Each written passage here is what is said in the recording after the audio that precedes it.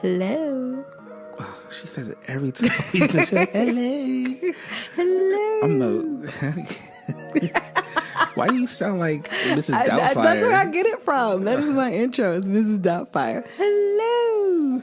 And that's why you're weird. I love Mrs. Doubtfire. It's one of my favorite movies. Rest in peace, Robin Williams. Absolutely. What's your favorite Robin Williams movie? Oh, favorite Robin Williams movie? It's like the ultimate parent movie. Hook. Hook? Oh, yeah. That was a classic. Hook. Yeah. Hook. I remember, like, my parents, like, rushing me out the house so we can go to the movie theater. Oh, you saw it in the movie theater? We saw it in the movie theater. This is when, like, for those who know, the Delaware County area on Baltimore Pike. It's when you turn into the Pike when you leave Philly. It's not that along the avenue. It's the Pike. It gets in Springfield. There's a Modell's in Springfield that used to be a movie theater, and we went to that joint. I remember it was yesterday, and we rushed in there, and we made it just as the first scene where he's at the baseball game with his kid, and he was trying to make it. So the Hook. Yeah. Hook. He had an amazing life. Seriously. He's like, you rude toot, something like, Bangarang. But yeah, Hook. I'm trying to see what year that came out. That came out in 91. Run home, Jack. Yes. No. You're having it the wrong way. Who was Captain Hook? Like, whoever Dustin that guy. Dustin Hoffman. He did an excellent job playing Hook. Remember, he was the dad in Meet the Fockers. Yeah. He was fabulous at Hook. Yeah, so welcome back to Two Cool Parents Podcast with Will and Shay. But my all-time favorite. I take it back. Sorry. I thought we were still on. We can jump right back into that. Oh, okay. So welcome back to Two Cool Parents with Will and Shay. Hello. Oh, gosh. I'm Shay. Thank you, everyone, for listening. Thank you for your support. This week is the podcast event in Philly. Unfortunately, we were not able to attend due to... Why y'all charge so much? The tickets was a little bit out there. It's like $2-something. But we did find other podcast movements that we will be joining. And we will be at the podcast movement next year, so we will be looking out for that. Is that a podcast con? Can I dress up as a podcast? You can walk in there as a mic. You can walk in there as a mic. But again, check us out on Instagram at Two Cool Parents Podcast. Check us out on Twitter at Two Cool Parents. That's the number 2, Cool Parents. Yes. Check us on Facebook at Two Cool Parents, the page. Our website, www.twocooparents.com, where Shay is blogging, and I will be putting up a vlog this week. Ooh, I like that. Yeah. Thank you everyone for the support. Shout out to everyone who is listening from across the world. We have some great listeners, especially coming out of the UK. We have some folks in Thailand and some folks in Australia, Germany, France. Shout out to the new folks finding us. Shout out to the new folks listening to us. Shout out to everyone on Spotify who's listening. We are on Spotify. Yay! That's right.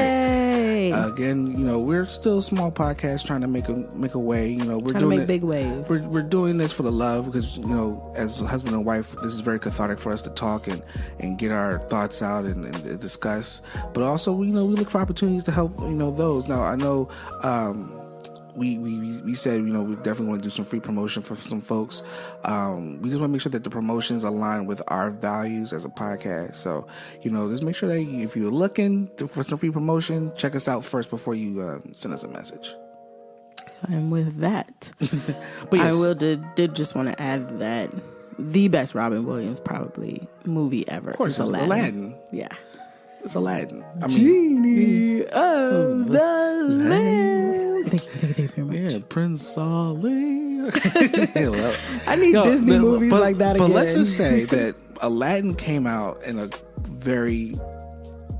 Aladdin was the reception of Aladdin. The reception of Aladdin then could not happen today. I would say that. Yeah. It's a lot to unpack. It's a lot right now. But Aladdin definitely was, his top movie. I mean, for a lot of us kids, that was our first introduction into the world of Arabia. Mm-hmm. Like, we really didn't know. Yeah, we didn't know. Unless you had parents that traveled internationally or things like that. But it definitely brought my awareness to other cultures. Oh yeah, definitely. It was again, Aladdin was his best movie, but to me, it's the Hook. Yeah. What are you, chicken?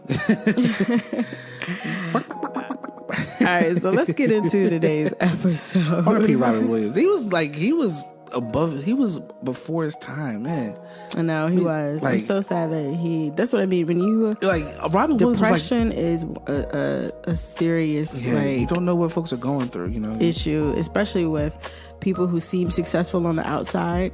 They may be really going through something difficult on the inside. And I know a lot of people, especially in our immediate tribe, have been going through things like, I know Mercury is in retrograde again. Oh, Lord. So Mercury is in retrograde this month. It's in the constellation Leo. So what that means is there's a heightened awareness of anger, frustration. Things happen.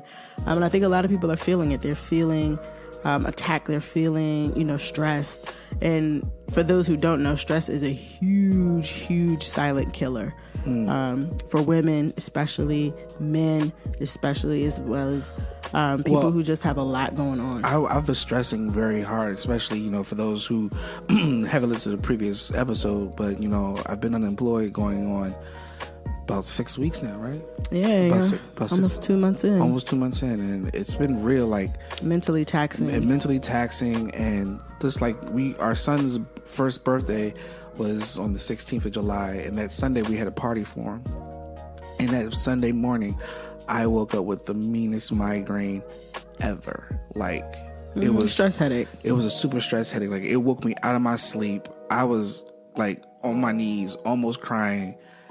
It was so well. He hadn't had a migraine. I never had a migraine, and that stress. Ladies, we know how that comes once a month usually, and it is terrible. That stress was really hitting. So and I know some folks are probably listening, saying, "Well, why aren't you doing something?" I am. It's just I know folks are saying, "Well, you can do Uber, you can do Lyft, you can, You have to do what's best for your family. You can do what's best for your family. Me driving miles and miles and miles and trying to make a couple dollars, and I've seen some of the stories that happen with some of those drivers, and I just can't put my life into that and risk like that, or leave my family the way like that. So that's why I haven't jumped into doing Lyft or Uber to do that. And again, I'm putting mine in faith right now and letting it all. Yeah, also switching career paths. It takes a little bit longer, and I think you and I discussed this. I don't know if we did it on a podcast, but we talked about it. It takes a little bit longer when you're switching career paths because you're not falling in line. Your resume doesn't add up, so to speak, with what the normal resume would for that position. So someone has to actually read your resume and say, what, this person seems like a really good fit. Let me call them in. Right. So I am going through a career change, but I'm definitely applying. But it's for the positive because it's something that you really want to do. You want to get out of retail and get into. Well, I want to get out of retail community banking. Yeah. I've been in it for years, and it's you're ready for a change. You want growth. You want different skills. It's funny. I was in an interview yesterday, and that was one of the questions: is why do you want to switch from? I was in retail, and they were like, well, why do you want to leave the retail industry? And I was like, I need new skills. And the only way I'll get new skills is if I, switch gears a little bit. Correct. And that's the part, where it all comes down to. And it's been taxing. The last couple of weeks have been taxing. So, So let me ask you, what are you doing to stay positive? Because I think that's what our listeners and actually people just need to know. What are some tactics that they can do to stay positive? Well, a lot of it's just, depending on your religion, faith, spirituality. I've just been trying to remain in prayer, meditate a little bit. It's been rough because there was a time where in this time I took probably a week off from meditating and praying. And how you felt it, right? And I felt it, and I was doing it consistently every day from the day I was let go. But now it's kind of.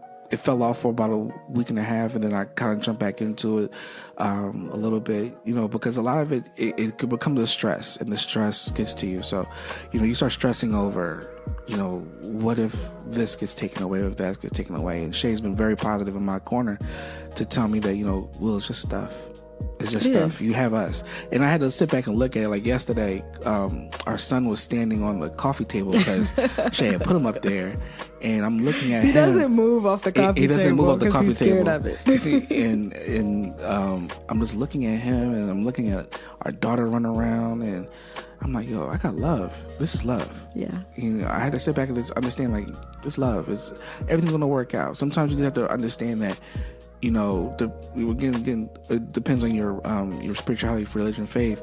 That, you know, you weren't brought here to fail. You have to remember that. Absolutely. And you have to keep pushing and keep pushing, keep pushing. Now, I know sometimes you will get weak, but you have to just stay strong within yourself, within the people you surround yourself with.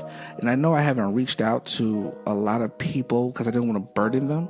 But, you know, just know that if I haven't reached out to you, it's only because myself, I'm not trying to fix it myself, but I need to grow from this myself. And that's real. I like that. You know, I like that you're owning your truth. I'm owning my truth when it comes to that. And again, a lot of folks don't listen to podcasts, so they probably don't know. But that's why the vlog will discuss more of that in depth. Okay. And that's another creative outlet that you can use. I've been actually told by 2 people, plus me, plus you. You know, Shay's been doing it consistently, but, you know, sometimes it's like, you know, you hear the same person tell you that you're not really listening until you hear it from 2 other sources. And thanks, babe. No, I don't know. You were right, and I was doing it, but then it's just like you get beaten down.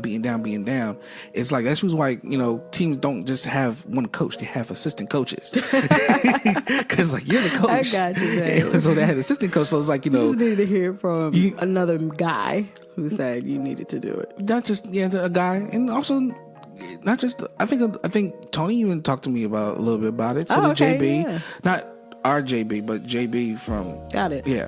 So, you know, they're both our JBs, but you know. I got you. But you know, it's just that, you know, it comes to the type of person that comes to talk to you. So also this week, I had a humbling experience. So again, also I will be putting out another vlog in reference to it, that, you know, I am rebranding my clothing line, my custom suits, from Kingsman Clothiers to William Alexander Clothier. And, you know, I won't put my name on it. It's my name. So I had a gentleman who I went to college with, you know, and he's getting married in October. And I reached out to him when he proposed to say, hey man, I would love to do your suit. He reached back out to me and said, you know, I would love to go ahead and do it with you, because, you know, I want to support you and help build your business. I said, perfect.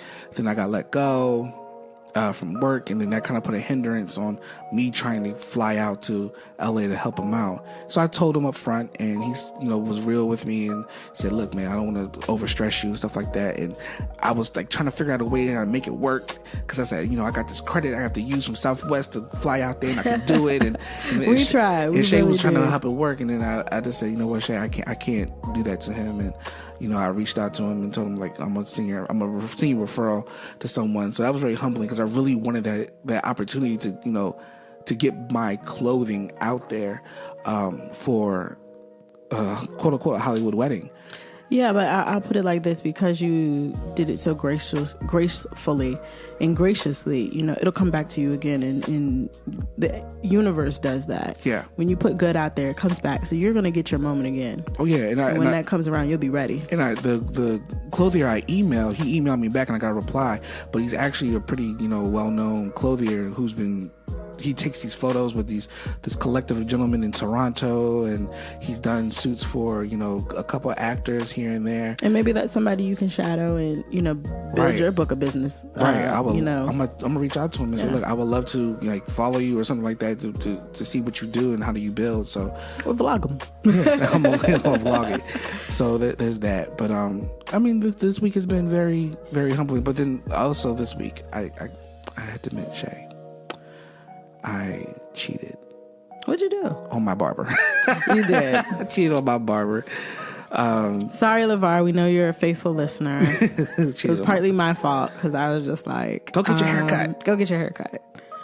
My bad, LeVar. Yeah. I didn't understand but the process, like how male black barbers. It was like, I mean, I get it. He was important, but I was just like, you need a haircut. So no man is going to really admit this because of the because they have the way they feel, but it's nothing like your barber's touch.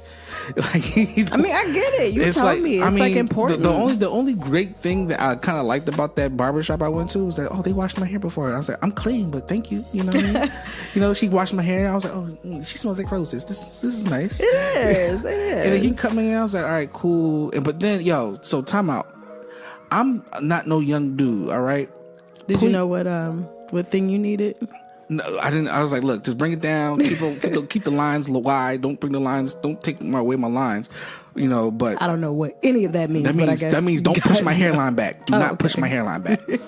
But he did this, so I don't understand. Okay, look, I understand that men, we have, like, I'm not balding. I'm not going bald. My hair is very healthy. It is. But he put a couple of great strands. Hey, look, it's wisdom.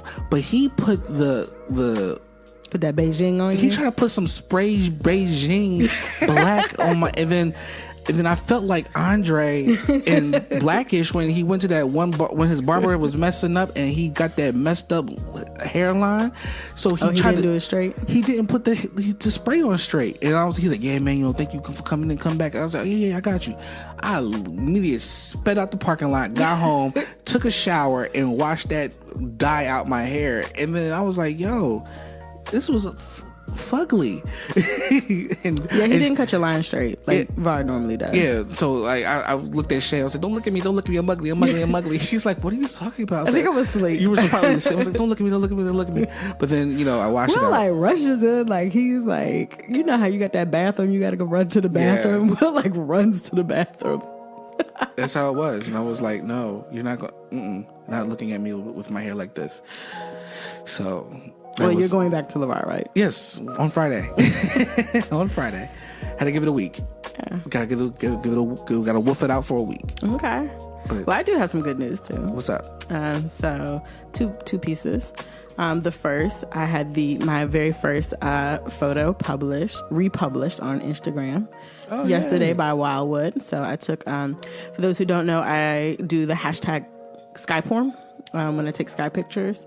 I'm big into like clouds, the sky at night, all that kind of stuff. So I took a picture at Wildwood. Mm-hmm. Will and I took the kids to Wildwood last weekend, which was great because London got to have a ball of her life. She had an awesome time. She had a ball of her life, and I was shook going up the Ferris wheel. The Ferris wheel. She did all kinds of rides. Like it was just a really fun time, and.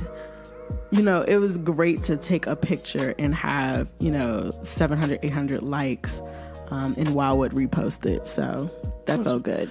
That's what's up. That was actually a great picture because like she captured the Ferris wheel with the seat, lights. With the lights. It was like round dusk and what's that ride with the swings? Swings, yeah. The swings. But it was tilted. It was dope.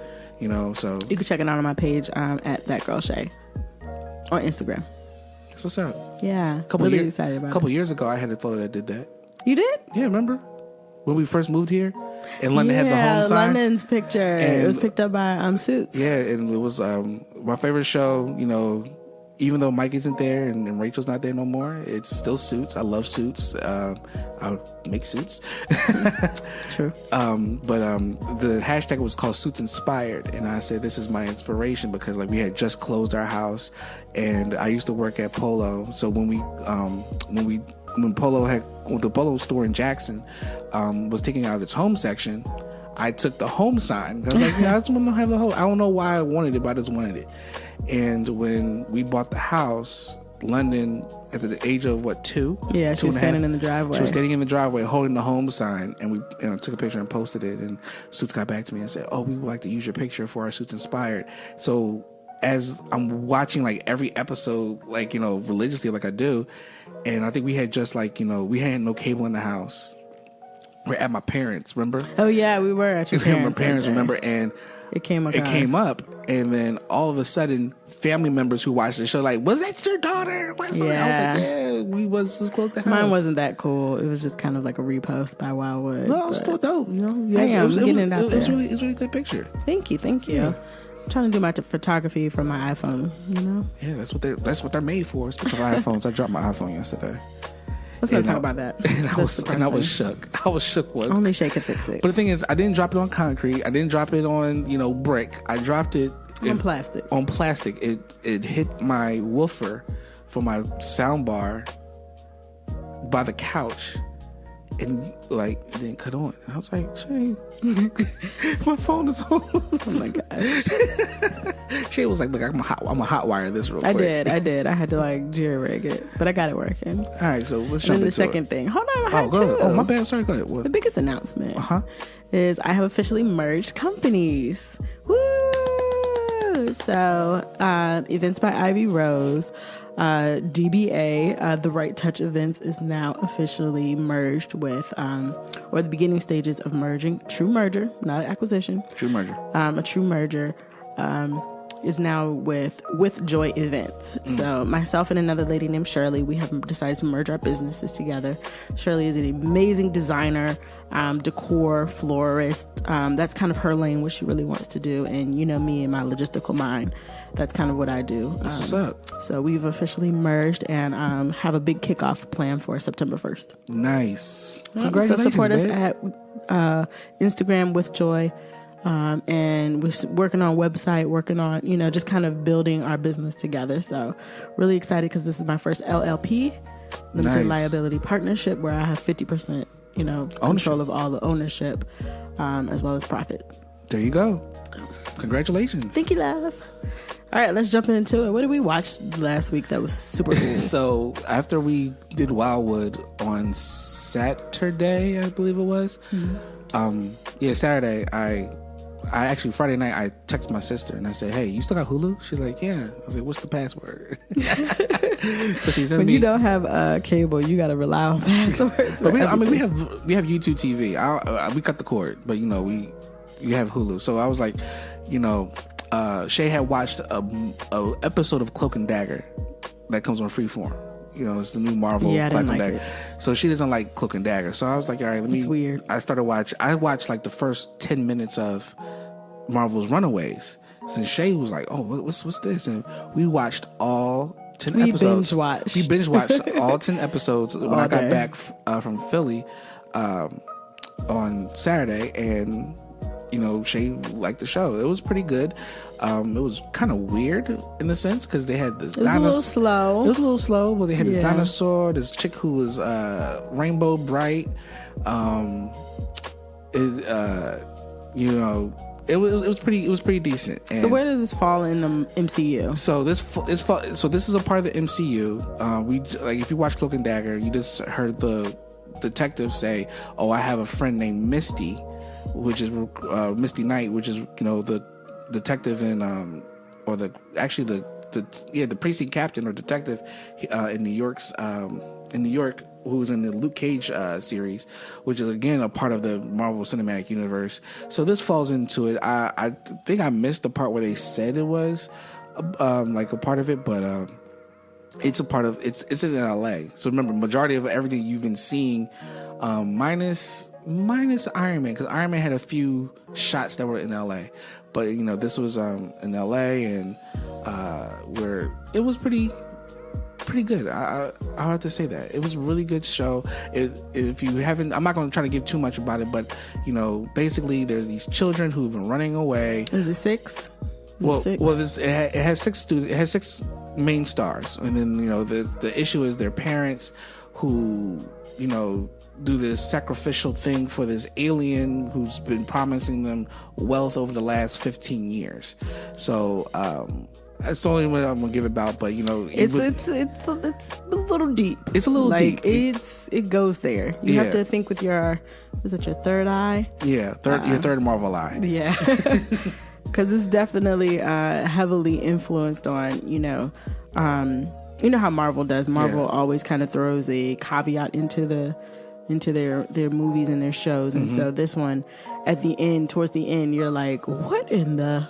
Right. I mean, it's a lie, right? I mean, granted, like the actors are fairly older than what they're portraying, but but there's a lot of things that as a parent you're looking at, you're like, what? They just gonna have relations like that up in the wedding room, and It's a lot. Dealing with sexuality and, I love how domestic they did violence. that, I love how they, so just so you know, it's 2 boys, 4 girls. And a dinosaur. And a dinosaur. No relations to the dinosaur. No bestiality or anything. But there's, of course, there's high school, there's sexual attraction, there's things like that. The hormones are jumping. Y'all know how it was. But I love how what started off in the beginning isn't what ends. Right. And the couples that were in the beginning they kind of shift towards the end. Mm-hmm. So they tackle issues, same-sex relationships. Mm-hmm. And then my favorite was the original. You would see the very popular girl with the very popular boy get together. Right. But then kind of the artsy kind of girl wins. Right. In the end, and I love that. Mm-hmm. I love how purple-haired girl wins. Yeah. And then Rainbow Bright. Who also has a dinosaur. Yeah. But then Rainbow Bright got with the little Wiccan girl. It was like, stop calling her the Wiccan girl. She's a Wiccan. She was on the beach doing the seance. I get it. But so she's a Wiccan. But it was a pretty good show. Yeah. And I mean, they're currently filming season 2. Mm-hmm. It's on Hulu, so that's just why I had to ask my sister to for Hulu. Yeah, well, Hulu's trying to compete with Netflix. Well, not just that. It's Marvel. I bet you Marvel pitched it to ABC. And ABC said, no, we're going to go ahead with this one. So Hulu was like, no, we'll pick it up, but we'll only put it on Hulu. So, but again, this show really, spoke to the sense of what we need to do with our kids. And I understand that a lot of children today don't have the family support of, certain individuals in their lives. But us as a village, whether it's your niece or your nephew, or your godson, goddaughter, or someone who you saw grow up on the block or in your neighborhood, we should be able to reach out to them. I know the village is dissipating. We're not taking care of our kids like we used to. We're shunning off individuals around us. That's why, I told, when I was the former president of my homeowners association, I told them, yo, if y'all see my kids around, make sure that you point out to them and know that I'm and point them in the right direction. But today's world, we don't want no one talking to our kids, and we don't want to help like that way. We definitely have a fear culture right now. We have a fear culture around everything. So then what that does is push our kids away in a sense, or they're going through some type of emotional issues, and we can't align with them or understand where they're coming from. So we kind of shun it off, which kind of brought the title of the show called Runaways, in the sense for that. But then if you watch the show, the main characters become runaways because of their own parents who were doing, illegal activities, dubious things, dubious things. And, they couldn't, let's just say there was some hooded capes and some weird box looking things. Naked underneath the robes type thing. Yeah. With a book. There's some sacrifice. There's some sacrifice. But I mean, I'm not trying to downplay it, but I mean, shit, you can jump in anytime. But what I'm saying is, as families today, we need to make sure that we're surrounding our kids with love and surrounding our children with, the possibilities to truly flourish and grow. We can't bring life into this world and continue to do the stuff that, we've been doing. Like, once you become a parent, you're a parent. You have to nurture that life. You have to build that life. No, your life is no longer yours for maybe next 20-30 years, so you have to sacrifice something for that. And that's one thing I've learned as a parent over the last 5-6 years. At first when London was born, I was selfish. I was very selfish. I admit, I wasn't watching these incremental growth spurts or these plateaus that London was achieving at an early age until 3. So I missed out until we moved here. I missed out on 3 years of my daughter's life, whereas I'm watching my son and I'm seeing these levels achieving his milestones. Milestones. So it's different, and with me being here and being in their lives, I hope that transcends to when they get 15 to that tween age and teenagers, where they can come and talk to me and we can work things out together, and I can teach them life lessons and so on and so forth. So that they wouldn't be, saying to themselves, I'm just want to run away. And I remember as a kid, I wanted to run away so bad sometimes, but I had to think about it, where am I going to go? Listen, I remember my mom was like, you want to run away? Okay, bye. And she locked the door, and I was outside, and it was dark, and it was cold, and I was just like, nope, I can't do this. I'm not built for this type of environment, so I want to come back in, and I never wanted to run away again. Right. It was warm on the inside. Right. You're going to pack a bag and... But she told me I couldn't take anything because it wasn't mine because she bought it. Right. Yeah. Right. She was like, you took the clothes that you got on right now. Right. And I was like, well, I got money. She said, well, did you earn it or did I give it to you? So I was literally standing outside broke the house, broke, cold, and alone. So I knocked back on the door and I was like, I'm ready to come back in. It took me like 3 minutes. But that's real, and that's real. I mean, but you know, shouts out to Miss Barbara for you know, giving you a real lesson right there. And what we're saying is, you know, the lessons got to be real. You got to talk to your children and understand that. You do. And this show really, you know, for those who, you know, are big, you know, Marvel fans, or maybe you're just kind of getting into it. For me, this show was, it was great because it was from the kids' point of view. Right. And the kids' point of view was, in the beginning of the show, they were very upset and angry, but they go through the entire emotional spectrum. They were upset and angry because for 2 years they didn't talk to each other, right? Because of the one of the main characters' sister died. Yeah, and one of the main characters who didn't even show up to the funeral. Yes, so they were upset with him for not showing up because all 7 of them hung out together as kids. Yeah. So if you can imagine, you know, very affluent families hang out together, their kids hang out together. But I like that this was the point of view of the kids. They go through the entire spectrum of being angry or forgiving. Some of them want to, you know, ignore the signs and the things that they've seen. But what I thought was amazing was their bond that they had together. You know, it was like they're these, you know, bunch of misfits. They didn't quite fit in the social crowd anymore at school that they were originally rolling with. Except for one, because you remember he played on the lacrosse team, right? But by the end of it, he didn't, you know, want to continue because he realized that this bond with this group was a bit stronger, right? And I think that's kind of a very important key, is that when you teach your kids, you teach them individuality. You know, you have to teach that young. The girl with the purple hair, who's my favorite, was the artsy kind of girl. She was the revolutionary. Yeah, but she was also feminist. She was also a little bit heavier than the other girls, and I just identified her a lot with her a lot. The Asian girl, typical, you know, has to be smart, but here she was. She wasn't playing on the intelligence side of it. You know, she was. Well, yeah, her dads were 2 scientists, and she was the complete rebel out of both. Her mom was like she was like a Bill Gates.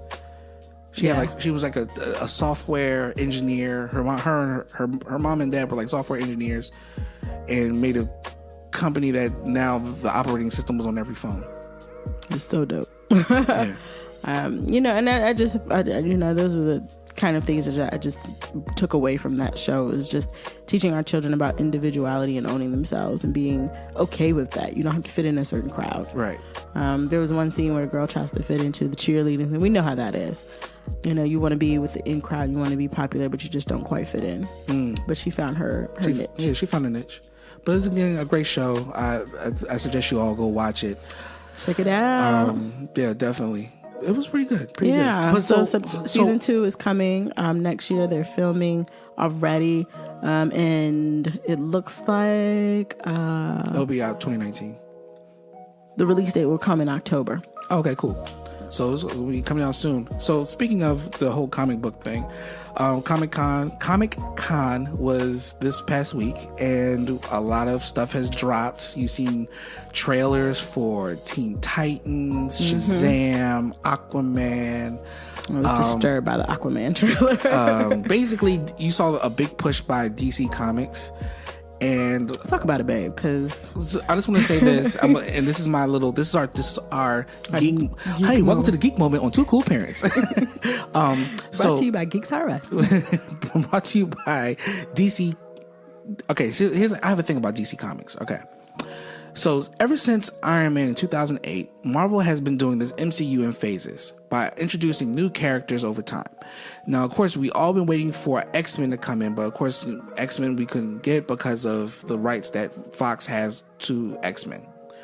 But apparently, Fox is still in talks with Disney to try to acquire the rights of majority of their. But they still have that Logan movie, which was amazing. Logan was amazing, but again, that was. But the thing is, they own the rights. They own the rights to Hugh Jackman, but that was Hugh Jackman's last movie as Wolverine. Mm-hmm. And if you haven't seen it, please go see it. It's but again, we have a few other movies coming out, such as X-Men for Dark Phoenix and so on and so forth. But of course, with Disney acquiring, Sony acquiring Fox, we get back Deadpool. We're gonna keep Ryan Reynolds as Deadpool. We're gonna have those characters, which we need to see. We didn't go see it, which we want to integrate into the MCU. But their storyline, minus the Fox storyline, has been very consistent over the last 10 years. And I do love the fact, nerd moment, there is interjection in each movie. So it builds. Yeah. Each movie builds it's like, upon to Infinity Wars. Right. So there's aspects of each movie or each series, even in the television shows, it carries throughout. Yes. Now, even in like the television shows that you see on Freeform, you're going to see on Hulu, you see on ABC, Marvel's Agents of S.H.I.E.L.D., Cloak and Dagger, and Runaways. Those have been pretty consistent, even with the ones on Netflix, such as Daredevil, Punisher, Luke Cage, Iron Fist, The Defenders. Here's my thing: DC has not had that consistency over the years. Now, don't get it twisted. Wonder Woman was a pretty good movie. Suicide Squad was a pretty good movie. I really liked Suicide Squad. The Christopher Nolan Dark Knight series was the best Batman since Batman, the first three Batmans. Batman Returns, and Batman Forever. Get it right there. But when it comes to DC... Shout out to Jim Carrey as the Riddler. And his stance. Yeah, he said, we talked about that. But again, that's the thing about DC. This has been very inconsistent. When you're introducing new characters that we've been wanting you to do over years, but the thing is, DC has its own line when it comes to the animation space. Their animated movies are better than Marvel did when they were doing those Lionsgate films. I don't know if some of y'all remember those, but their animated movies are better. And they can do a lot more with the animation because, we are very accustomed to the Tara Strongs and the Kevin, I forgot his last name, who does the Batman voices for Batman. But, and Mark Hamill, who's been the Joker for years, who we grew up listening to. That is where your space is, DC, and y'all should stay in that space and create animated movies to do everything you're looking to do. I understand you want to bring in these actors and compete with Marvel, but guess what, you guys are pushing too much. Y'all pushing too much money into it, and it's not yielding a great product. Justice League was trash. It was horrible. I was not a fan. Horrible. Like, I'm sorry. Like, I can't even. Like, yesterday I was like, what can we watch? So Shay made dinner, and I'm like, okay, what can we watch? Justice League? No, don't want to watch this again. So we watched American Made, Tom Cruise, very good movie. Definitely. Very good movies. It's crazy how, the cartel got him, but that was crazy. But so this is their lineup just for the next few months. So we have Aquaman coming out in December. Shazam, which is coming out in April. Shazam, which looked very suspect, even though it was quote unquote shot in Philly, but it was suspect. Well, it's in post production, so hopefully it'll get better. Wonder Woman 1984 is coming out November of next year. So literally from April, there's no summer blockbuster coming out from DC. No. Versus, give me 1 second. Here's Marvel's. We just had Infinity. So basically in 2018 you had Black Panther, you had Infinity Wars, you had Deadpool, even though it's not part of the MCU, it will be. And you had Ant-Man, and then something's coming out in the fall, right? Give me 1 second. And then, if I'm not mistaken, in March of 19, you have Captain Marvel. What you got? Give me she's still looking. I'm just scrolling. But again, sorry. So here we go. This is phase 3. So we just had Infinity War. We had Ant-Man, Captain Marvel, and then the final Avengers film. So that's coming out in 2019. So big blockbuster movies for 2019. They're probably going to do another summer, spring, because remember they pushed up the release date for the Avengers movie. On TV, this is just, that was just big box movie. On TV, so they have Marvel, Daredevil, Jessica Jones, Luke Cage. Right, Jessica Jones. They're just continuing. So the stories are continuing. These are in between big blockbuster movies. There's nothing on the DC side to compete with that. But that's where in the MCU, Marvel's doing this is condensed. It's bringing the stories together because after the movies come out, they're saying, "Hey, here's Luke Cage. Here's Daredevil," to keep you into the MCU and to still, create that viewership and, of course, create the dollars. But again, they're giving you that. DC, what have you given us? Like now, you're giving us the DC network, which you have to pay $75 a year to be a part of. $75 a year for me to watch Teen Titans. Where I do like Teen Titans. No, not the Teen. Well, they're basically trying to say we're going to take all of our content. They're making a movie. We're going to take all of our content and we're going to. No, they're making a live action Teen Titans. That's what it is. Yeah, a live action Teen Titans. Well, I'm like, okay, cool. But again, you guys now you're seeing it. DC's finally seeing it. Like, oh well, we need to make sure that we're making a consistent message. I would say blow it all up and start from scratch. But again, what makes DC not as comparable for me is the fact that you don't base, like, you have these cities that no one can ever really pinpoint, like Star City and Central City. Like, what's the one thing I love about Marvel? A lot of these characters don't hide who they are. DC, everyone has to hide who they are. Only person that doesn't hide who he is, quote unquote, is Superman, technically. Because he was born a Superman, but he has to be Clark Kent. But everyone else is like, it's just that DC, you guys gotta have to rebrand. You know what I mean? I don't think they have to rebrand. I feel like they just need to get a better batch of writers, and they need to come out with more content. But they need to control the content that they're sending out, because now this on August 7th, there's the Superman cartoon when Superman dies. Yeah. Why are you putting out this cartoon with the whole, come on, but that's what I mean. They've got to get a better timeline together, and so the way you do that is to get bigger content so you can spread it out. The death of Superman is what really, what does that serve? Didn't we see him die in Batman versus Superman? Yeah. I mean, Superman never dies. Come on. Well, I mean, yeah, but here's the thing. Like, well, he technically did, because remember they had revived him. Justice League was horrible. But what I'm saying is, here's the crazy part. Even the cartoons for Marvel are even somewhat aligned up to the MCU, but their own little line. So like they have their own little stream off, but it works. Like the Avengers and the Marvel's Spider-Man and the Guardians of the Galaxy. You have those storylines that come in here, so that's our geek moment. But again, DC, get your life together, figure it out, because you need to control the content you're putting out. Either you're going to stick with doing animation films, which are great, or you're going to blow it all up and redo the entire DC lineup and fix it, because it's too many things that are happening. Oh, what's this? There's a hilarious meme. There are so many memes. My mom's name is Martha. My mom's name was Sarah. Shit, bro. My mom's name was Martha too. My mom's name was Maria. Let's be friends. Let's war. Oh gosh. It was Batman versus Superman. Batman versus Superman and Civil War with Captain America and Iron Man.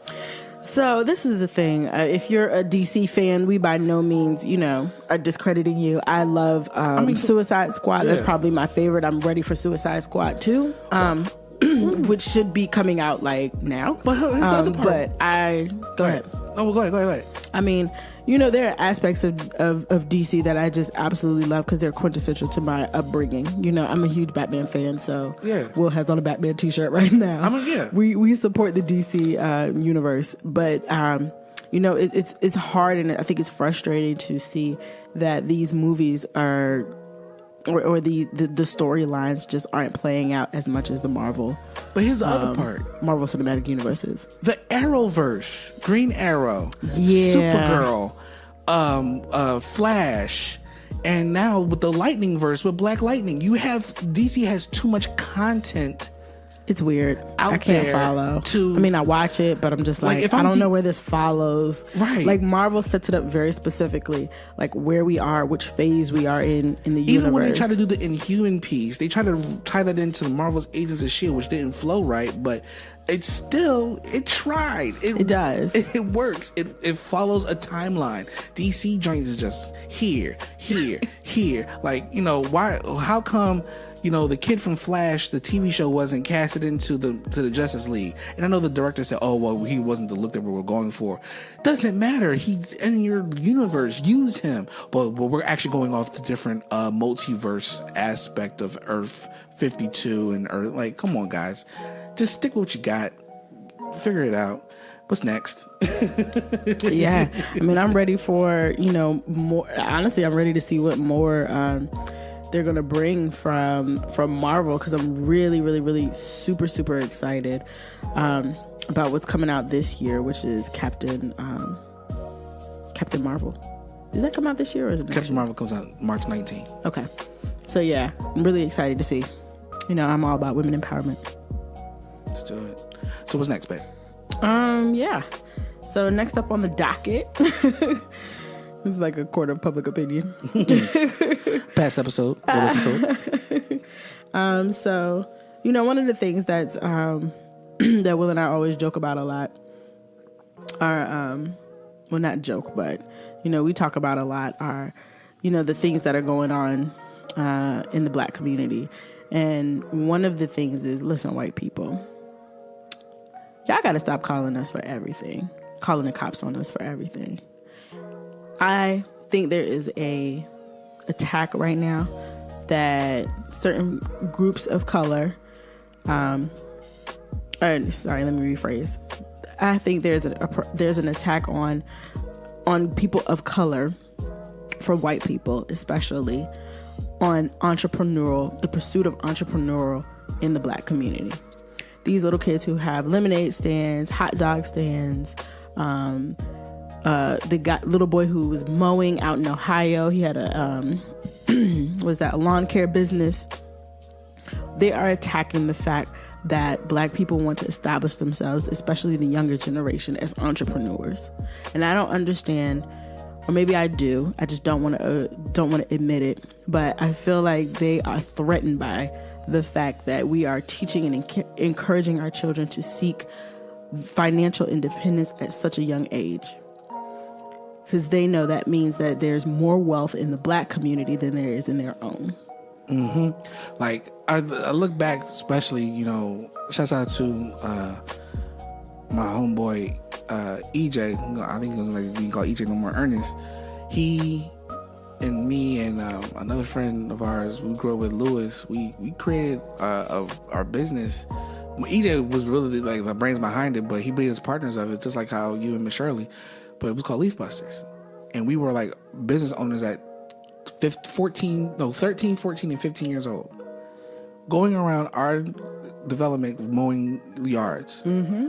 And what's funny is that was acceptable then. Now you're telling me that today 3 young men of color can't do that, and you're going to call the cops? You're going to call the cops on us for saving you dollars, or not saving you dollars, but you're going to call the cops on us because you see us cutting one of your neighbor's yards, and you don't understand why we're doing it. Yeah. So in the era that Will and I grew up, if somebody wanted to come around and cut your lawn, it was a good thing, right? And no, they probably didn't do it the best, but that's how they learn, Correct. So you give them, $10, $15. Back when I was growing up, it was $10, $15. It might be $20, $25 now. For us, it was $30 that we split $10. That's front and back. It's front and back, $30. Yeah. We split $10 between the 3 of us. What? Yeah, there you go. Same thing with my parents. They used to hire local people to help cut their hedges, and do things like that. Big contracts they would definitely contract out to different companies, but it promoted entrepreneurial growth.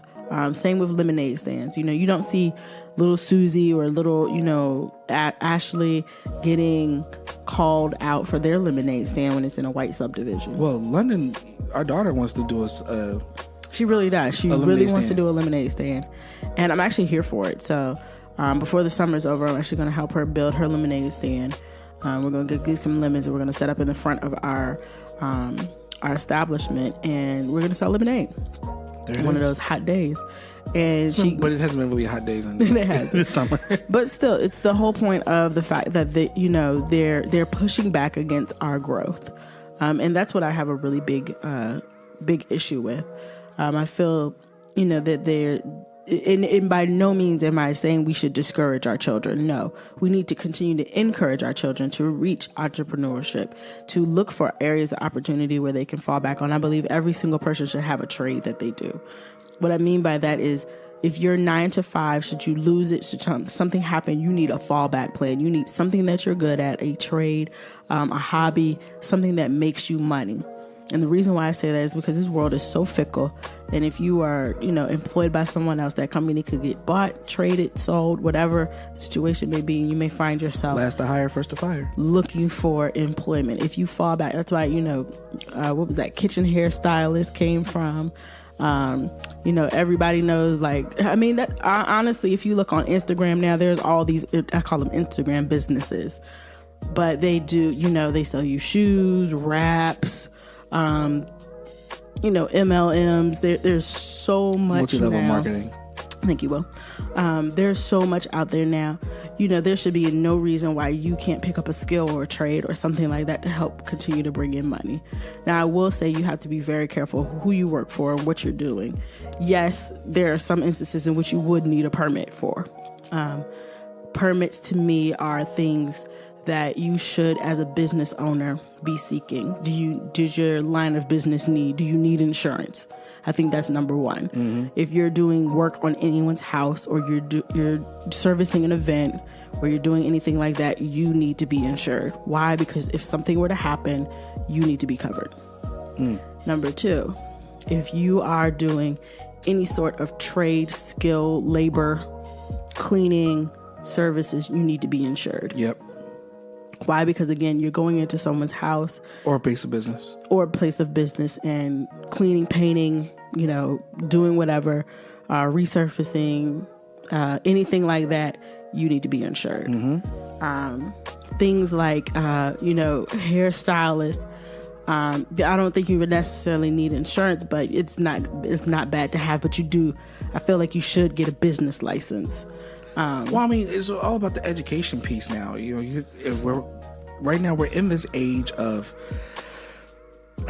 the jobs today aren't the same as the jobs were 40 plus years ago. And you're right. Pensions are gone. Pensions are gone. It's 401ks. Companies are all about the bottom line. If you're not doing what the company says, they're going to let you go. But let me interject for a second real quick on what you just said, Will. Mm-hmm. I just learned yesterday companies are hiring you to do more than one role. Correct. So you need to be multifaceted in the fact that you will be doing up to 2 to 3 different roles, but not getting paid what your worth is.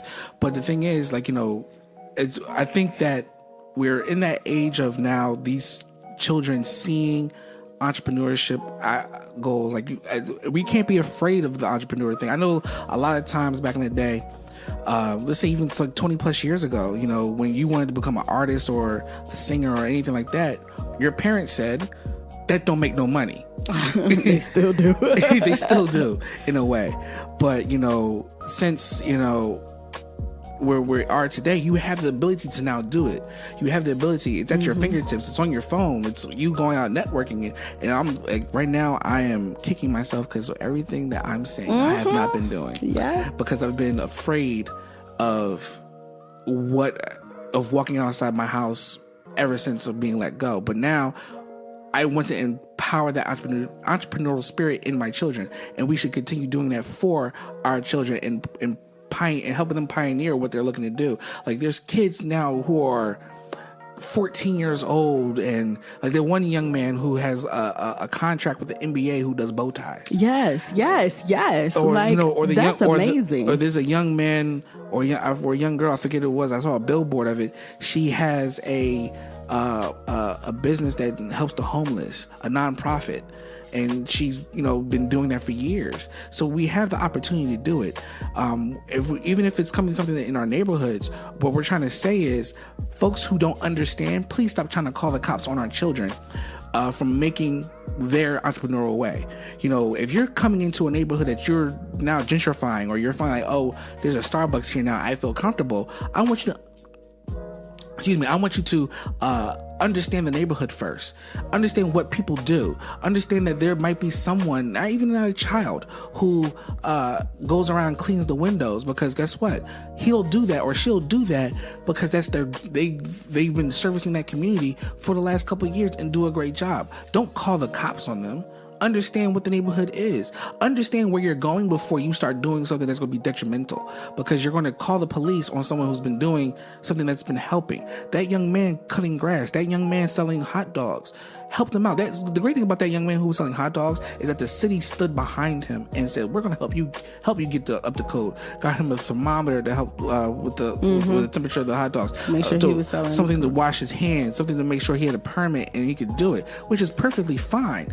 And I'm asking that a lot more communities do that. Stand behind the young men and women who are doing this. Stand behind the men and women who have been doing good work in your communities, so that when people who are trying to come in and gentrify it are able to understand that this person has been here. But what Shay was saying was also help them become better business owners. Understand that, yes, you're going to need insurance. Yes, you're going to need, a permit, because sometimes if you're working on someone's window, you break it, or you clean someone's house and you break it, you need to be able to be insured to cover that. And, absolutely. And that's the piece that we want to push out. Encourage your children. Encourage your children, but also encourage your friends and family who are also doing it too. Or if you don't have any kids, your nieces, nephews, things like that, your cousins. Encourage. The village has to become. Today's episode is the village. We need the village to come back and encourage. That's one thing that was successful in my life as a child, was that I had a village around me. My village was, my parents and my friends of my parents, and also the church I went to. They surrounded me and helped raise me. So shout out to all the men and women in my life who did that for me. So this is a little girl that was on Shark Tank that kind of inspired this conversation. Her name is, forgive me if I'm mispronouncing it, but I believe it's Michaela Ulmer. She's the founder and CEO of Me and Bees Lemonade. And Me and Bees sells lemonade that uses flaxseed and local honey as a sweetener, which can be found in retailers like Whole Foods and Wegmans.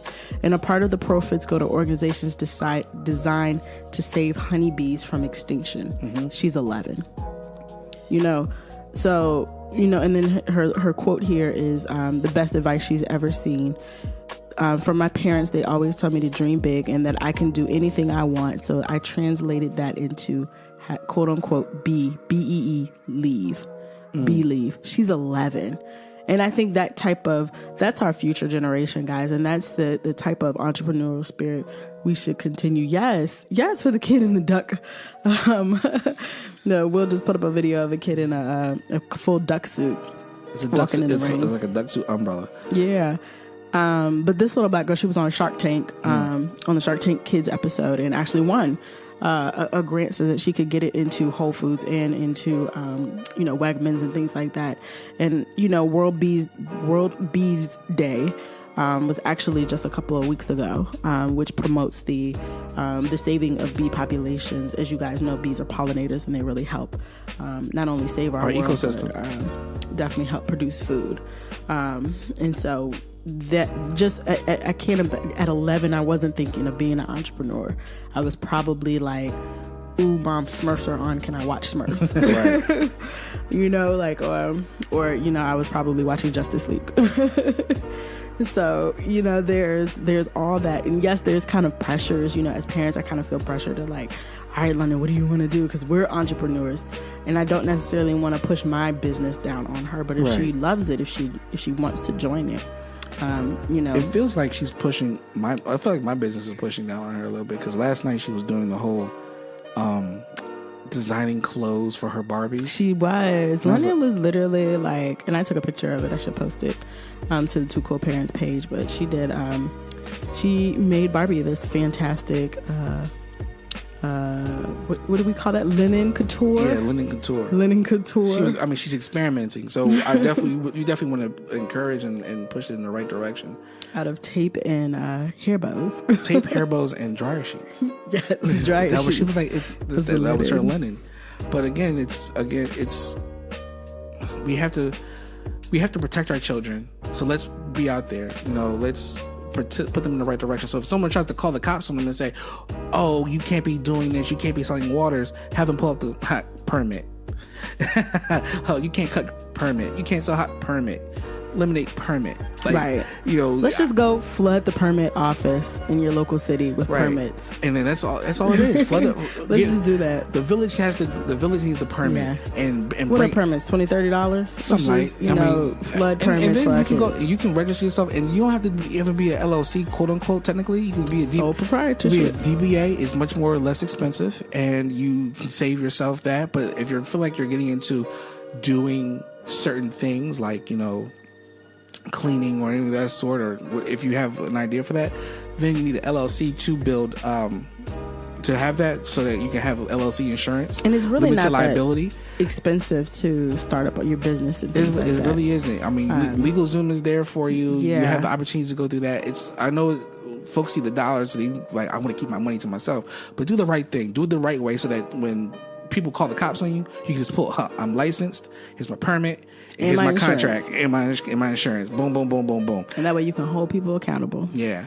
That's right. I did want to say that the bow tie boy, his name is Mosiah Mo Bridges. Yeah. He's the founder of Mo's Bows, and like Will said, he's now in Bloomingdale's, Neiman Marcus, and he was on Shark Tank Kids as well. The same episode with the young lady with the bees. Boom. And his kind of, moniker is "Stay true to your brand," and that is important to remember, because there are a lot of different opportunities that come, but they may not be the best for you or the mission of your company. That's right. This young man is 14, and he's saying that. Yeah. Again, at 14, I was probably trying to figure out which. These kids are smart. These kids are smart. We gotta encourage it. Like I'm telling you, London and Christian, when they get to that age, you start seeing their passion. Like if London's playing with her Barbies and designing clothes, trust me, William Alexander Clothier will be having a kids line designed by London Alexandria. You know what I'm saying? I love it. And those are just the two, the people of color. There is one more young lady. Her name is Hallie Thomas. She's founder of Healthy, Active, Positive, and Purposeful Youth. It's also called Happy. And it is a health improvement program to teach kids how to cook a nutritious meal and promote physical activity. And what she wants to be is she wants to work on a televised plant-based cooking show, showcasing vibrant, delicious, and nutritious plant-powered meals to the masses, to share her message all around the world and continue to motivate youth to put their passion into action. She's 15. So, those are my... and one more. Corey Neves, the founder of Corey's Cookies. Yes. He was also on Shark Tank. He is he's 12.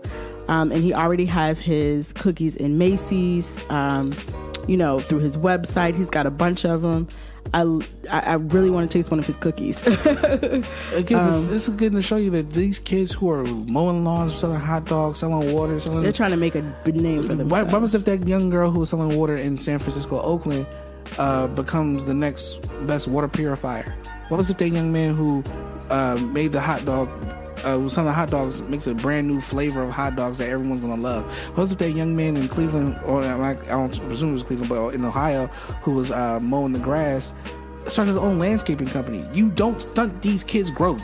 Don't stunt it. And shout out to everyone who's been supporting them, and support the ideas of our children. We have to keep pushing that. And I'll leave you with this message on that. Mr. Corey of Mr. Corey's Cookies says, "Stay humble, never give up, and always dream of 6 impossible things," which is a quote from my favorite book, Alice in Wonderland. Boom. What else? Anything else? So those are the worlds of kid entrepreneurships. It's a wonderful cause. But one of the things I wanted to get into was a little bit of a serious topic, but one I think is really important. I've kind of been playing out in social media, especially with the Breakfast Club, Charlemagne the God, where I wanted to talk about rape culture. And the reason why I wanted to talk about rape culture on this episode specifically is because I'm a victim of sexual assault. So, how many years ago? 2012? 11. 2011, I was sexually assaulted by a friend. And I say friend because we were friends. This young man, and it's funny because the way I'm going to describe the situation to you goes against everything that rape culture tells us what happens to women. So this young man and I, we've hung out plenty of times before in a group setting. This is one of the first times we just hung out by ourselves. I think we had hung out previously just one time before. We had relations previously, but everybody at that time in my life, I made aware that I was no longer considering relations in my life. So I had rededicated my life to God. I had just joined Alfred Street Baptist Church, and was kind of making my transition from having premarital sex to waiting until afterwards to do so. At this situation, thank you, London. That was London. She said, sorry about the big noise. Her tablet dropped. But yeah, so this situation, it happened. I'll give you what I wore. We went out. He called me up and was like, hey, I want to I want to get together and just hang out. I had on sweatpants, a hoodie, some Jordans, and I had my headphones. So we went out. We went to the Alexandria waterfront, and we watched the planes take off and land from National Airport. And that's what we did. That was the date. And then somewhere along that evening, things shifted. So we drove separate cars home, and I parked my car. Before I could, make it back up to my room, I was assaulted. And the situation from that, it left me broken. It left me just feeling discouraged, disheartened. But what hurts more is the fact that we live in a culture where what you wear or how you carry yourself, they say that decides if you will be raped or not. That wasn't my reality. I literally, like I said, I was in sweatpants, a hoodie. I don't even think my hair was done. I probably had on minimal makeup. Like, it was one of those just like, this is not a normal look for Shay, but if you catch me after, a certain hour, like 7:00 p.m., and I come out the house, I don't put a lot of effort into it. And again, this was somebody I considered a friend, so they had seen me, previous times. Yes, I said no. Yes, I tried to push him off me. Yes, I tried to, do all the things to let him know that this was not okay. And it was funny, and it's not funny, but I now can look back and see his immediate reaction afterwards was he knew he did something wrong. The problem was I couldn't prove it. So my experience with the police who handled the situation, who got my case, they made it seem like it was my fault because here I was going out with this person, and in the evening, and well, why did you go to the park? Like, it's dark at the park. Well, that's what people do when they want to go talk. And there was nothing in the conversations. I didn't have anything to drink, but he had something to drink. So I was 100% sober. I don't know if that made it worse or better, but along with Charlemagne's situation that he just came about, I shouldn't say just came about, but resurfaced. He talks about how, being inebriated, if both people are inebriated, does that justify? Well, to put the context to it, it's in his podcast, Brilliant Idiots, he's brought up, how certain things that we consider rape culture now wasn't quote unquote considered rape culture per se then. And he talks about how him and his wife had sex the first time. And I believe she was drunk, or they both were drunk. They both were drunk. But and she was completely drunk. She had no coherence. She was apparently incoherent of what was going on. And on his podcast, he's like, I believe, with me looking back at it, he said it very jokingly. But the thing is, he owned the narrative when it came to it, was that I believe I raped my wife when we first had sex. Because she was drunk, I was drunk, but she was really drunk, and stuff like that. And even brought the conversation to her in reference to it, and she said, "Yeah, it kind of was. I mean, she may have been downplaying it, but in today's culture, it is. I mean, now we talk about this growth that we have, like this. I don't know when they had their relations, but it had to be in the early 90s. But the early 90s, in certain culture, that was considered all right. You know what I mean? Well, let me pause there, because this is where I think the lines get blurred. So rape culture was coined in the 70s during the feminist movement. And it was designed to show the ways in which society blamed victims of sexual assault and normalized male sexual violence. So we live in a hyper male oriented, as James Brown said, this is a man's world. And so in my opinion, that's true.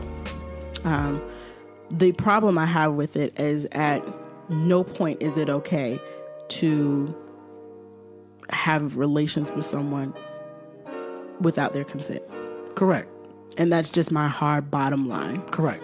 So I don't care if you've had relations before. I don't care if you've been, you're both tipsy. I don't feel like any cause justifies anything unless you have consent. And that means that person saying, yes, I consent to you having relations. Oh, of course. And, but on his case, it's more or less where that culture was then. Like, I mean, I'm kind of ballparking it. Maybe it was like in the early 90s, because I think. I mean, I don't know when they got together. I mean, I'm not saying when they got together, but I'm thinking back to rap videos of what you saw. Like, I think Gin and Juice, had a sequence in there. Or, we do know hip hop. And let's just put this as hip hop music, rap music, whatever you want to call it, has sexualized black women so much so that we are deemed only to be video vixens, only to be paraded around. Like I said previously, I watched a Big Pimpin' video, and before I used to laugh and joke and smile, but I cringe now. But what I'm saying is that you see it then. It was, the growth. It was celebrated. It was celebrated. It was like, I remember when he poured like you said, Dane poured the Armadale or the Cristal on the girl. We were laughing about it in school, like, oh, she got poured on. I mean, she probably hated it then, but she was there. You know what I mean? So I'm not saying that you were there, but it's then in the sense of culture. Then, like, look back to some of, like, if y'all have y'all parents who went to Freaknik back in the 90s. I mean, I back to pimp culture. No. Of that. Let me finish. If you look back at some of those tapes, the men walking up to girls, pulling their tops down, pulling their panties down, stuff like that. The women in those videos or on those tapes were like, they were laughing about it, and they were enjoying it. But growth of that individual and the culture, you look back at it, that's rape. That's sexually assaulting. Yes, it is. And when I'm not trying to justify anyone, I'm trying to save anyone, but we have to have this true conversation about the growth. And it goes back to not just the growth in, for what we consider now to be rape culture, to what we consider now the actions that we did from years ago, but also in the words that we say. Like, if you look back on some of the stuff that's been happening on Twitter, like, if you could, like, I think the most problematic tweet, and y'all can probably go find it if you're really, I'm not even that famous to really do it, but I think I said something about, I think it was back in 2011 or 2010 when the NBA had a lockout, and I was like, oh gosh, that means the WNBA season is going to be even longer. Like, I'm trying not to laugh, but to me that's not rape culture. No. I'm not saying rape culture. Highlighting the fact that nobody watches the WNBA. No. What I'm saying is the way culture evolves, because I'm with you.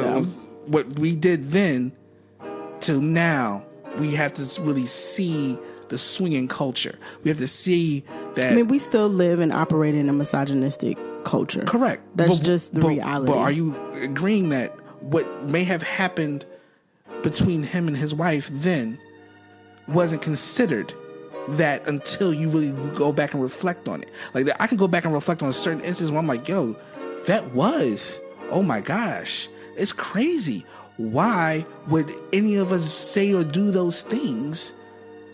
But the thing is, then it was like, I don't think it was ever acceptable. The fact that it just wasn't reported, or it was never the young ladies in question or whatever the situation may have been never, voiced their opinions upon it. It also could be they didn't realize that they were being sexually assaulted because they were unconscious, or they just didn't have recollection, or whatever the situation may be. But it sounds like she kind of remembers it. In Charlamagne's case, she remembers it, but she did not give consent. Correct. So, in those type of instances, yes, that is 100% a sexual assault. Should Charlamagne be tried through the court of public opinion? He probably is right now. But his wife was on the episode on the Breakfast Club. She called in and they had a conversation about it, but she defended him. And rightfully so. I can't imagine that his wife would go on and not defend him. Right. There's, to me though, we've got to start educating our boys, and it starts at home. And not just educating our boys, and our girls too. Yeah. But it's really funny because there's a video of this man in the mall. They did a social experiment, and of course we all probably seen it. The man in the mall all up on the girl, everyone runs to her defense.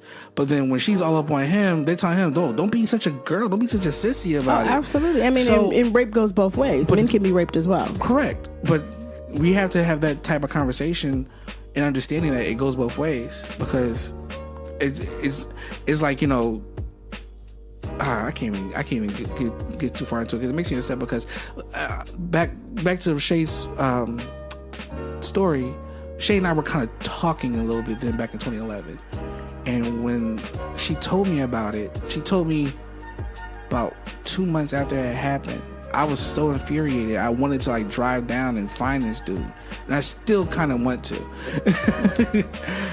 It's 7 years later, and if Shay would ever slip up and tell me who it was, or I see a picture of this dude, it's on site, because you don't do that. You know what I mean? That's not that's I remember having this conversation with this guy who was in jail. He said, man, we used to hand it to the pedophiles and the rapists, man. We don't do that. Especially when we do the women and kids, we don't do that mess, man. And I was like, damn, that's crazy. And it's crazy, in this world, because of what happened to my wife, even though then we were just talking, I still had affection and feelings for her that I want to protect her. Thank you, baby. And, to this day, I will protect her. I will make sure that she will be honored. His main priority is to make sure I'm safe. Yeah, and trust me, if ever you slip up and said that was him, and we ride down Connecticut Avenue and he happens to be there, I'm pulling over right there on site. It's two people in Will's life. He will be on site. My former roommate who got me evicted. And this dude, because we're laughing about it, but it's for real. No. And actually, with my former roommate, I just want to run up on him. You just want to scare him. At first, when I was young, you know what I mean, in my 20s, it was on site. It was really on site. It was I wanted to yoke this boy up. You really did. I'm 5 foot. I'm 5'7". Well, you wanted to fight. I'm this 5'7". This dude 5'10", 5'11". I wanted to pick him up and body slam him, and he started dating a friend of ours too, which was really funny. Yeah, he dated a friend of ours, and I kind of told her about him, and she was like, "No, we can make it work." I'm like, "Him, no, yes. Him, no." So but now she's happily married. She's happily married, but not to with someone him, else. To someone else that we love. That we love. We love them, but him, I just want to run up on him where the rest of my coins at? No, that's not the rest of my coins. It was just, how could you do that? But when it comes to again, back to the situation that we're discussing, we have to teach our young men and ladies how, especially young men, and the reason why I say especially young men, because it really falls down to us, because we're the ones that first get pointed out that there was something wrong. And I know people now are jokingly doing they're getting women on tape saying, hey, do you consent to this? Does the video tap? And just so you can say that, I fully support those athletes and those, rappers you guys sign that people NDA. who do that, and there are a discreet few who do ahead of any sexual encounter, make women or whomever sign NDAs that say they will not disclose. I mean, and include pictures, right? Because there's, y'all have seen it all over social media before, where a jump off, a Insta thought, or somebody like that will post pictures or video of them recording during the sexual act. I don't think that's fair either for that person or whoever is in. I feel like and as we call that, revenge porn now. Yeah, it has a name. Well, but I feel like that's a violation of privacy. Right, it's an intimate act between the two of you, and now you're trying to do what? What is your hope and goal? Well, the other part is, I remember, and I know I'm not gonna put her name out there, but I remember when I had my first sexual encounter back in college, like literally in college, in my dorm room. Young lady, we're still friends to this day. I took her virginity, but the first thing I asked her was like, "Are you sure? Do you want to do this?" Like, I was really, teaming up, sizing it up, because I didn't want her to be like, no, because I knew I'm 18, 19 years old in college. It wasn't happening, I didn't want it to happen the way that, like, oh, he raped me and stuff like that. So I want to make sure that, she was consenting and went for that. So, I mean, a lot of guys today don't do the whole consenting because they're like, oh, man, I'm just going to take it. I'm just going to get it. No, like, you really have to consent. Like, the consent needs to be there. You need to be able to show that, we had this what led up to that, boom, boom, boom, boom, boom. But again, it's all about it comes down to teaching self-restraint, because some men don't see women as equal when it comes to it. And this also gets into different cultures, because different cultures do take child brides, and in my opinion, that's rape culture. Well, that's their culture. Their culture, and I still don't agree with it. Well, I mean, let's put it in perspective. Like, if we weren't brought, if our ancestors were not brought on ships 400 years ago. You and I probably been wedded. We would have been wedded at what? I've probably been like 16. You'd probably been like 13. Yeah, but our life expectancy was 30. True. 35, at 40 at the most. Now we're well past the hundreds. So give or take. People do live longer, and yes, they're waiting longer to get married, things like that. The child bride situation does get murky, because that's usually protected by international, laws. Mm-hmm. Is it right? I don't think so, but I do know that there are other countries who don't view sexuality the way we do. Yeah, Americans view sexuality as wrong. Yeah, other countries celebrate it. Yeah. You can walk down, places like Caracas and see, brothels. Popping. You can go to different places in Brazil, Amsterdam. They have red light district pop-up shops. They have, what's the truck that comes down the street with the ladies in it and they're dancing in Amsterdam? The red light district. No, they actually are in a truck. It's a clear truck. But there's this thing called the red light district, and it's like Diagon's Alley for strippers. I've never been in Amsterdam, so I've never been, but I've seen the pictures, and I've seen, like, if anyone's seen the movie Euro Trip, it's kind of like that. Yeah. So it's like Diagon Alley of Diagon Alley. We are such geeks. Harry Potter is one of our favorite movies. We did binge watch. Well, we didn't binge watch it, but we watched every single movie. Will still won't read the books. But I just wanted to, let everybody know how we can talk about rape culture and start the conversations. We need to examine the way we condone sexual violence through everyday language. Mm-hmm. That's goes right up there with, like you were talking about earlier with rap videos and things like that. It was in our language to just, Ja Rule used to be like, "I'm not driller from the back," like. It was masking an Ashanti verse over top of it. Women were objectified. That's all it was. Did they object because they were getting a paycheck? Probably not. And a free trip. Or a free trip. Mm. That 3 and just so you guys know, there's some stats. 3 in every 1,000 sexual assaults actually results in a conviction.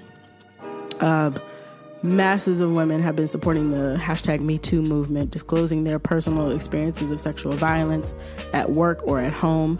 Revenge porn, which Will and I talked about, stealthing, which is an increasing pattern of men secretly removing their condoms during sex.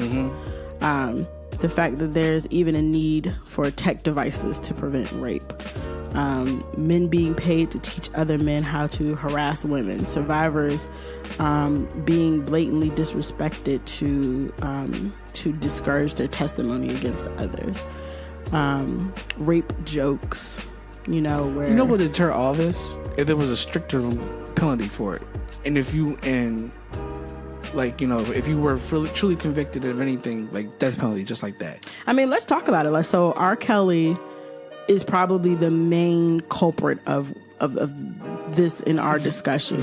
He has, he's been accused of being a cult leader, let's call it what it is, of having a harem of young women, 18 and under. When we talk about teenager, how old are we talking about? I mean, like maybe she's 13, maybe she's younger, the whole Aaliyah situation, but he's still one of the most successful R&B artists. He released a song. Like I said, I don't have a problem with R. Kelly. I just have a problem with Robert. I admit it.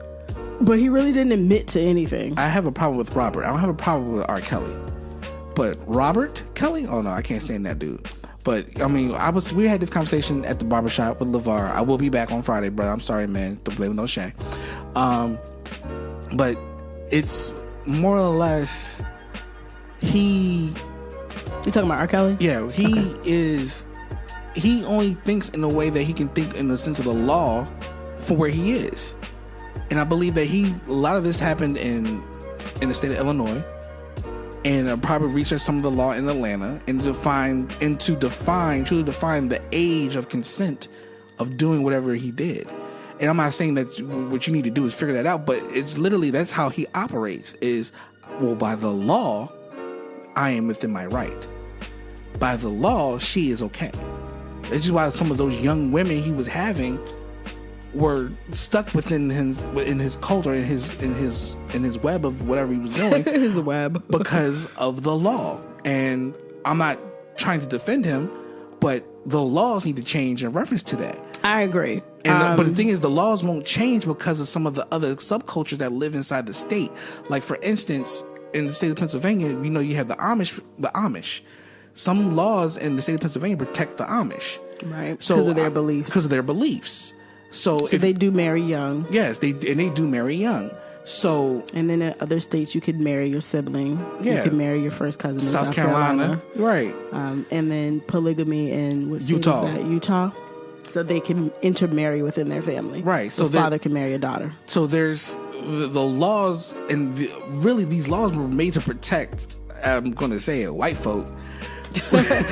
I mean, but at the same time, the laws are also made by men. Laws are made by men, and these laws have been made years. Yeah. We're talking about 180 plus years ago, where women were probably thought of as property and not necessarily a person. Correct. So the laws need to change. But the thing is, if you change the laws, then you're changing culture. But that's, I think, what needs to happen. You're right, Will. No, I'm not talking about mainstream culture. I'm talking about the culture of the folks who live in your state who aren't loud, but who are seen. Well, goes back to, for instance, of the Amish. If there's certain laws that you change in the state of Pennsylvania that you think you're affecting for certain folks, but you're really truly affecting their way of life. So listen, I don't have no problem with them living in their own little bubble, and they have their own laws. But the thing is, remember what happened when the last time someone lived in their own bubble? Waco, Texas.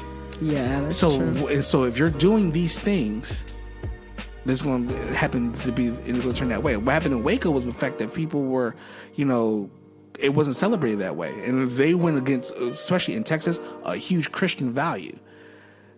But I get it. Trust me, I know that there's a fine line between, religion and law. That's why we have separation of church and state. Correct. But I feel like the conversation needs to happen, and maybe women need to have some, maybe there doesn't need to be a law if everybody upholds the moral code.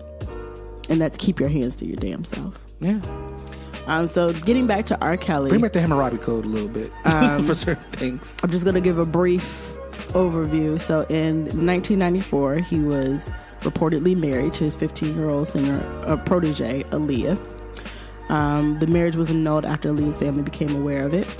In 1996, Tiffany Hawkins filed suit against him, claiming personal injuries and emotional damage arising from a sexual relationship that she had with R. Kelly, which began when she was 15. It was settled out of court. In 2002, Kelly was indicted on child pornography charges for allegedly videotape having sex with an undefined underage girl who we found out was... How young is teenage? Sparkle's niece or cousin or something. That interview he did with...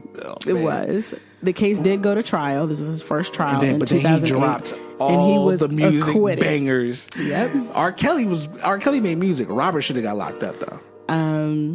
In 2017, a 24-year-old woman alleged she had a sexual relationship with Kelly when she was 16. He denied the accusation and no criminal charges were filed. So what does he say in the song? So in the song, I Admit, that's the name of the song, he says that he was sexually abused by a family member when he was a child at age 14. He admits to dropping out of school, telling lies, drinking and smoking, and not being able to read because of dyslexia and not owning the rights to his music. He says that he has reached rock bottom, and if you guys know, the reason why all of this is because Spotify has dropped him from their streaming amidst all of these claims. He dismisses the claims that he brainwashed or kidnapped a cult of women, and accuses the father of that young girl of dropping his daughter off at the concert where he and the singer met. Don't push your daughter in my face and tell me that it's okay. R. Kelly says. Oh, Lord. He's not R. Kelly, it's Robert.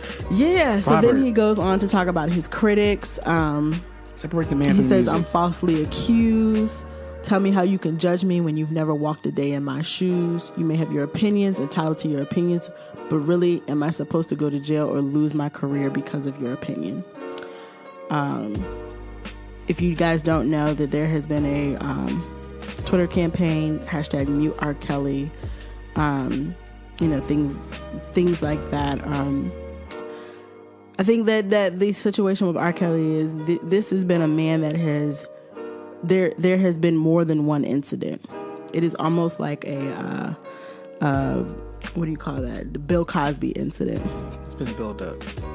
There has been more than one incident. In my opinion, does the statute of limitations run out? Yes. I know that in certain states that doesn't happen. But to me, if you go through an incident, and yes, I know because I've been through it, it's hard to report it. It's hard to be brave. It's hard because you feel ashamed. You feel everything. But go through it. Put the paperwork in there. Do what you have to do. And the reason why I say that is because you get to a situation where here this man is, R. Kelly's what, 50-something now? 50-something? He's up there. In his 50s, and has been allowed, for the span of at least my generation, to somehow always be involved illegally with young underage women. We've got to put a stop to this situation. And that means, yes, he does have to lose everything. I have no sympathy for R. Kelly. I have no sympathy for Robert Kelly, R. Kelly, whatever. I have no sympathy for Bill Cosby. Does that mean I'm going to stop watching their shows? Does that mean I'm going to stop, listening to their music? I have slowed down my listening to R. Kelly, but he still has a couple of my favorite bangers. So when they come on, I'm still going to jam to it. Same with Bill Cosby. If the Cosby Show comes on, it's one of my favorite episodes. I'm going to watch it. Why? Because they're in character then. Everybody's human, everybody's flawed, but that's why education is so, so important. Mm-hmm. We've got to educate our girls, like Will said. We've got to educate our guys, and stop normalizing sexual violence. One of the things we can do is teach consent. Like Will said, there are some athletes, people who make people do NDAs. Do I think that's wrong? No, they're protecting themselves. That's how consent works. I give you consent to do this to me. We need to stop victim blaming, slut shaming. I love Amber Rose's slut walk. One of the many things that, do I agree with people who are porn stars? Do I agree with people who are, sex workers, things like that? That's their line of business. That's not my choice. Do I feel as though they should be abused, raped, beaten, things like that? Absolutely not. Just like, to me, a stripper is nothing but a dancer who's naked. A lot of those girls have a lot of talent. Why people resort to becoming these, fall into these traps, that's a whole different conversation. But we have to stop victim blaming based off of what she has on, what she wears. What did you drink? Were you, did you lead this person on? These were all the questions that I faced, in my immediate moments afterwards. I wasn't even able to get a rape kit. Those kind of things. We see women as, also being slut shamed for having a healthy sex life. There's that with a woman who has multiple partners, she's labeled as a hoe. Whereas a guy who has multiple partners, he gets a high five. What is that saying, bros before hoes?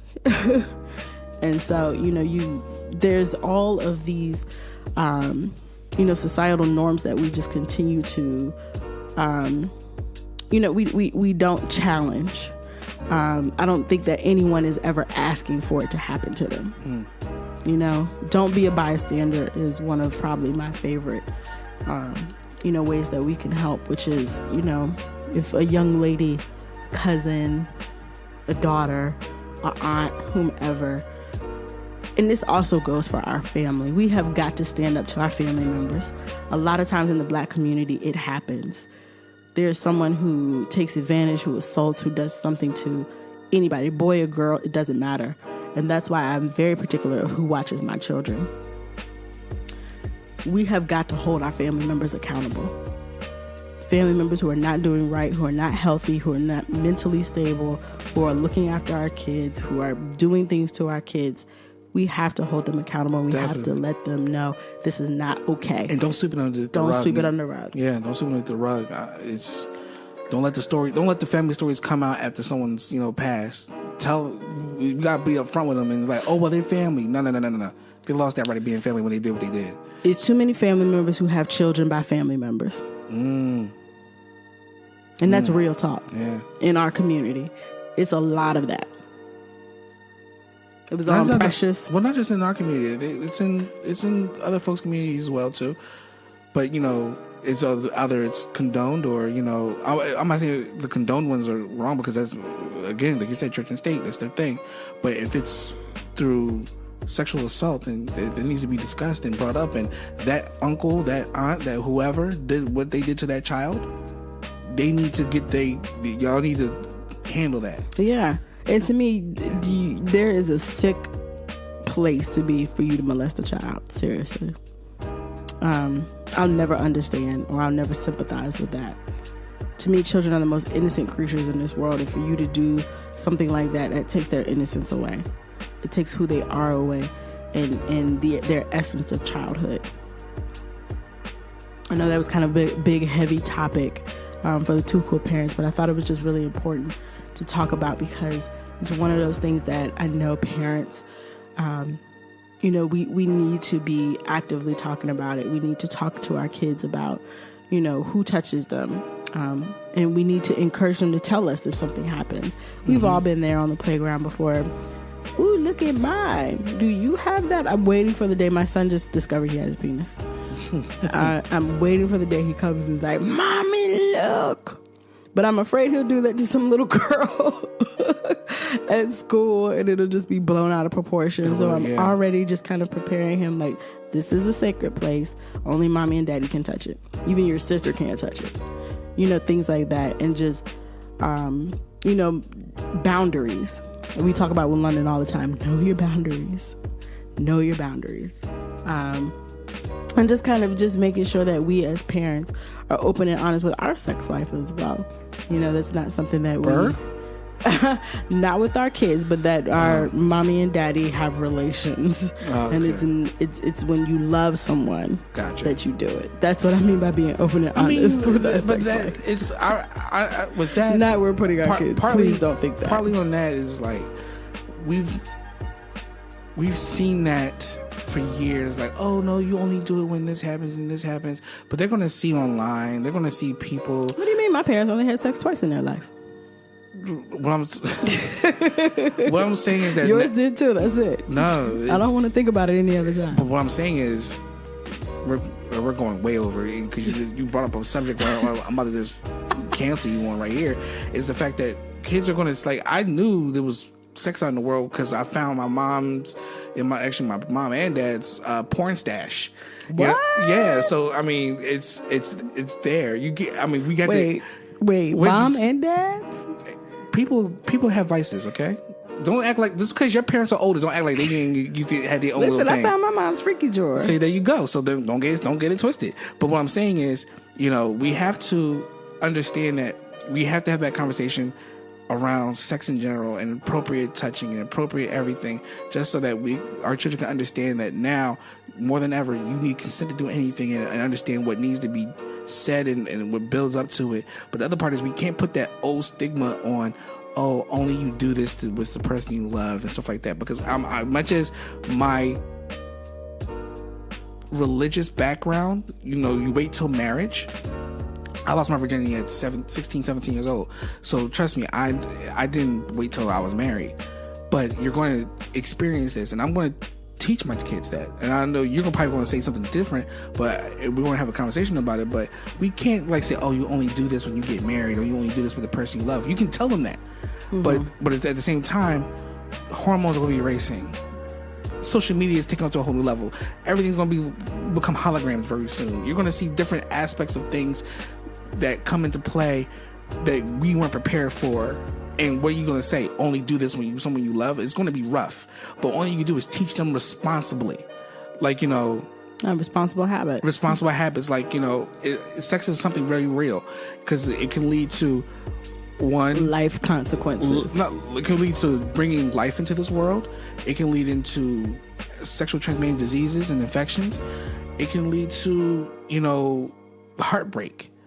But the thing is, we have to educate. We have to show. We have to let them understand. Because if we stick with that old, I remember they were like, "Oh, you don't do that till you get married. You don't do that till you get married." And we want lost. Why would you do that? You're going against God. I'm like, but the thing is, it felt great. It felt amazing.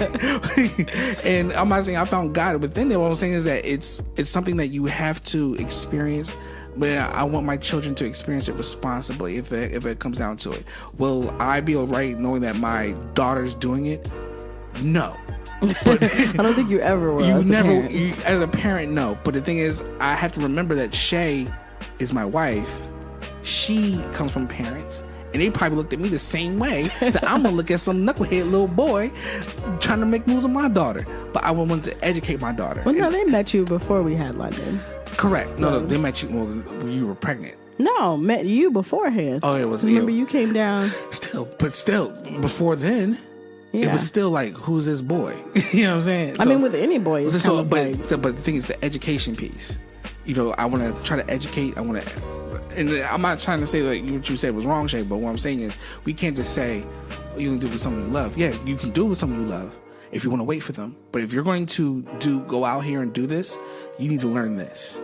You need to learn how this can be considered rape. This can be considered this. This can be this way. What you need to do is ask for this. Is this all right? Oh, absolutely. I'm not saying you're wrong. Build them up, though. because that's the thing. Like these young men or young women or men and women in general who are doing these vile things of sexual assault against someone else, they weren't taught.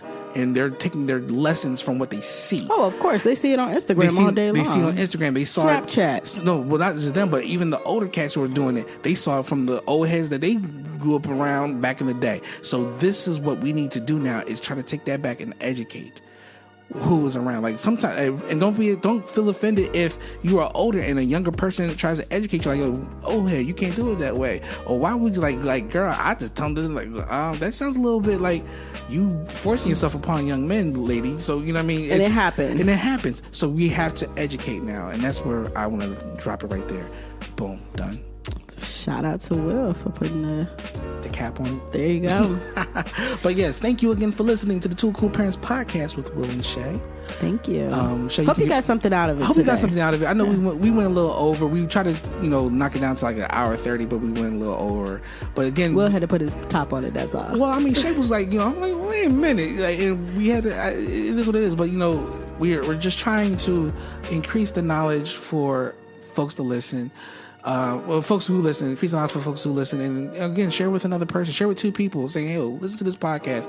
They're young and up and coming, and we're just trying to put positive vibes out there. But again, educate and talk yourself about the stuff that's important in our culture, the good, culture, the bad, the ugly. But that incorporates us as being parents and helping you become a better parent for your child, or even if your child is in their 20s, what can you do to help them grow as an adult?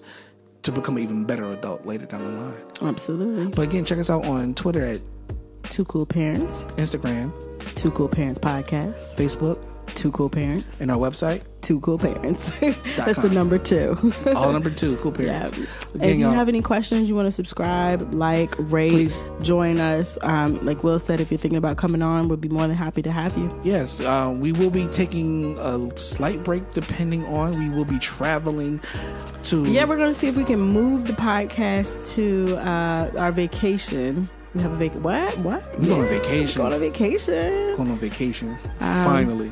So first time in like 3 years. Yes. So we're going to see if we can broadcast live from the beach. Right. We'll be down in the Carolinas. We ain't going to tell y'all where because we're nobody pulling up. I don't think nobody's pulling up to the Outer Banks. But or will we be in Hilton Head? Where will we show up to next? Or we might be in Gullah Island. Hey. Oh, no, we didn't talk about Boom Shaka Laka God is good. Boom Shaka Laka God is good. That was my jam. Yes. Oh, that's how we're going to end it. Boom Shaka Laka God is good. Boom Shaka Laka God is good. Where can they see the video, Will? Oh, yo, check that video out. This is probably, you don't have to ask me why. I know it's Ja. That was my jam. I saw that on Sunday morning. Shouts out to my boy who sent it to me. But yo, that was at Vacation Bible School. That was Vacation Bible School right there, y'all. If y'all want to see a definition of Vacation Bible School, just check what it out. happens? Boom, shaka, laka, God. But it's a good. video. Boom, y'all gotta watch it. My man had the Jesus 2-step. The Jesus 2-step. But I call him David Ruffin in the. My man looked like David Ruffin too. Leon David Ruffin. Ain't nobody come see you, Otis. So listen, we enjoy you and boom shaka laka laka. God is good. Boom shaka laka laka. God is good. Peace. Peace.